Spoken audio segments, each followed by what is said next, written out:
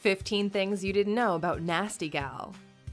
Welcome to Alux.com, the place where future billionaires come to get inspired. Hello Aluxers, we're glad you could join us. Today we're taking a look at the Cinderella story of the 21st century. NastyGal Clothing Company is a story unlike any other, having exploded overnight at the hands of vintage-loving fashionistas in the US. From its quaint beginning to present day, NastyGal has caught the eyes of the press and charmed the hearts of millions of Americans. Far from the conventional pop-up boutiques that come a dime a dozen, NastyGal is the product of hard work and ingenuity. The company was founded in 2006 by Sophia Amoruso. She worked countless hours by herself, creating a brand that built its own recognition through creativity and social outreach. Now, we all know that Sophia found herself the empress of a multi-million-dollar prodigy of fashion. If you're new here, welcome. Be sure to subscribe and follow us on Instagram at Alux. Here are the 15 things you didn't know about NastyGal. Number 1. NastyGal was started with a single laptop. In 2006, Sophia Amoruso was living in a tiny San Francisco apartment with her aunt. They were struggling to make ends meet when she got the idea to open an eBay account. Having lived an already difficult life, she was resourceful. The 22-year-old soon found herself turning more and more profit from her account. Little did she know that these odds and ends would transform so significantly. Number 2. Sophia was a college dropout. Sophia encountered immense difficulty in her life prior to her success. She was known for being a bit of a vagrant. She admitted to hitchhiking in her teens and early 20s, even dumpster diving to make ends meet. She had dropped out of community college and gone to live with her aunt to save money. At the time, she was employed at the Academy of Art University in San Francisco. She was hired on as safety personnel, checking IDs in a lobby during peak hours. This gig paid her a mere $13 an hour for her work. Luckily, this was the last job she would have to work for an institution. Number 3. Sophia did all of her own marketing on MySpace. Sophia began her enterprise very humbly, as we know. In 2006, she didn't have anyone to help her photograph or market her products, so she used the expertise she gained from a photography class in school to stage and upload her photos. She dedicates her success to social media. By 2007, she had accumulated 60,000 followers. She quickly became an e-tailer mastermind with a fandom all her own. This is where she started making a name for her brand, which she originally named Nasty Girl Vintage. With limitations inhibiting her unique brand identity, she finally decided to purchase the domain NastyGal.com in 2008. Her customers followed her right over, now enjoying more favorable shopping features and independent web space. Number 4. NastyGal's first clothing sale was an $8 jacket. From the beginning, Sophia had a love of vintage clothing. Vintage clothes are easy to find in thrift stores, and finding that special piece always stirs joy in the hearts of shoppers. She was known for her unique style, combining these elements with current trends to create a style all of her own. The first transaction she facilitated through her account was a stolen book. Afterward, she posted a vintage Chanel jacket she had found at a thrift store for $8. The selling price? $1,000. Needless to say, she decided to continue scoping out vintage looks to turn around for a markup. These humble beginnings are what inspired her to pursue her dreams and achieve monumental success. Number 5. Sophia Amoruso's net worth is $280 million. As of 2016, Sophia herself had gained a net worth of $280 million.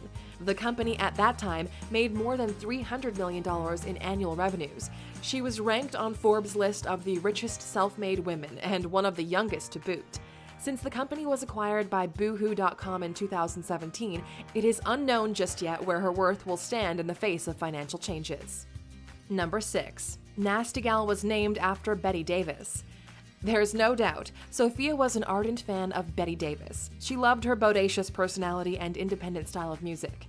Betty Davis represents, to a lot of women, a woman who is true to herself and doesn't allow society to confine her to their norms. She is unhindered passion. The song Nasty Girl was released in 1975 during her contract with Island Records. Jazz, candor, and over-the-thigh boots were the telltale elements of a Betty Davis classic.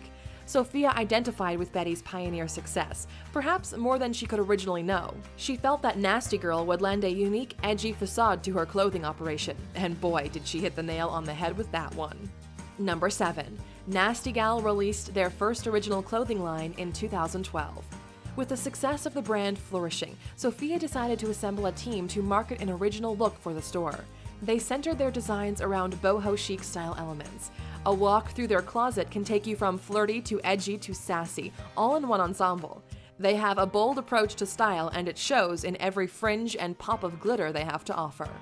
Number 8. INC magazine marked NastyGal as the fastest growing company in 2012.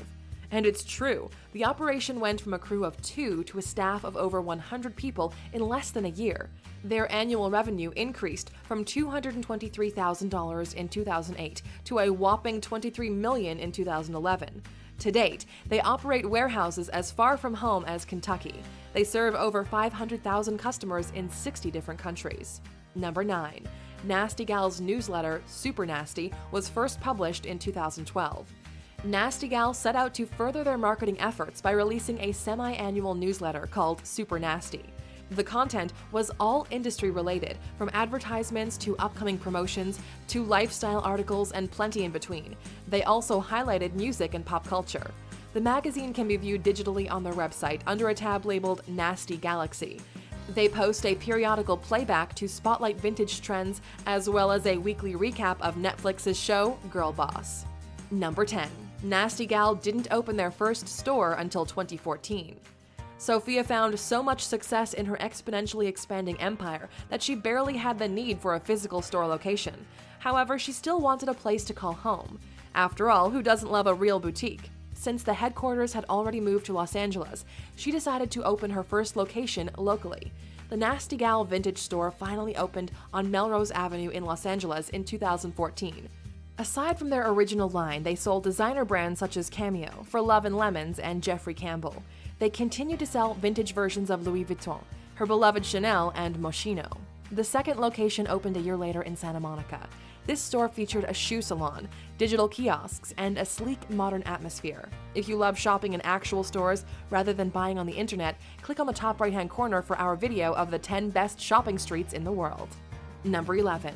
Index Ventures fueled company growth in 2012 with $49 million in total investments. Index Ventures made an original investment in the company in 2012 to the tune of $9 million. They later contributed another $40 million, which became NastyGal's single largest investment. In light of current financial standing, however, Index is said to be cutting ties with the company henceforth. Number 12. Sophia published her autobiography, #Girlboss, in 2014. Sophia wanted to share her success with the world, so she set out to document her progress and elaborate on what motivated her to become successful. Her book, #Girlboss, is one of Amazon's best sellers. Number 13. The Netflix show Girlboss is based on Sophia's story. Netflix loved Sophia's success story so much, they bought the rights to it. Producer Kay Cannon developed the television comedy, which was released in 2007. It portrays all of the characters of Sophia's life just as they were in her book and in person. Britt Robertson plays the lead character, Sophia Marlowe, modeled after Amoruso. Recurring cast members create the storyline around her and bring to life the journey from her humble beginnings in San Francisco. Number 14. The Girlboss Foundation was formed in 2014, and for a good cause. In an effort to give back to the community that turned their success, NastyGal started the Girlboss Foundation to support the creative efforts of young ladies in the community. By empowering the girls and women in their community, they hope to create more success stories like theirs. They provide inspiration for young women to take their careers by the horns. They give out biannual grants to ladies who present creative endeavors they hope to turn into businesses. Grants are $15,000 and generous media exposure. Number 15. NastyGal was purchased by Boohoo. In an effort to restructure, NastyGal found themselves applying for bankruptcy in 2016. Changes took place in upper management in the year prior due to the excessive demands placed on Sophia as CEO. She passed the torch to her second-in-command, Cherie Watterson, but remained the executive chairman of the company. Watterson sought to restructure the brand and finances of the company more responsibly than in the years leading up to the transition. She caught flack from the media for changing business practices, but the former Lululemon chief product officer was confident that the outcome would be for the best. Following the bankruptcy, Boohoo.com swooped in for a chance to own one of the most iconic vintage brands on the West Coast. Boohoo, a British retailer, wanted to pave their own avenue onto the American market. A sigh of relief, and $20 million later, Amoruso and Watterson remain confident that their brand will carry on its unique legacy. Will they return to their former glory? Only time will tell. So there you have it. Our once destitute debutante produced an empire with nothing but a jacket, a book, a laptop, and a lot of willpower. That just goes to show that anyone is capable of achieving the American dream, no matter where you come from. All it takes is hard work, dedication, and a great sense of style. Now we want you to tell us, what's your favorite rags to riches story? Post your inspiration in the comments below. And as a reward for watching all the way through, we would like to present you with this closing nugget of information. When Sophia was starting out in her MySpace days, she used hamburgers to incentivize ladies she knew from social media to model her clothes. It was a win-win deal. Thank you for spending some time with us, Aluxers. Make sure to like and subscribe so you never miss another video. We also handpicked these videos, which we recommend you watch next. Thank you for being an Aluxer, and we'll see you back tomorrow.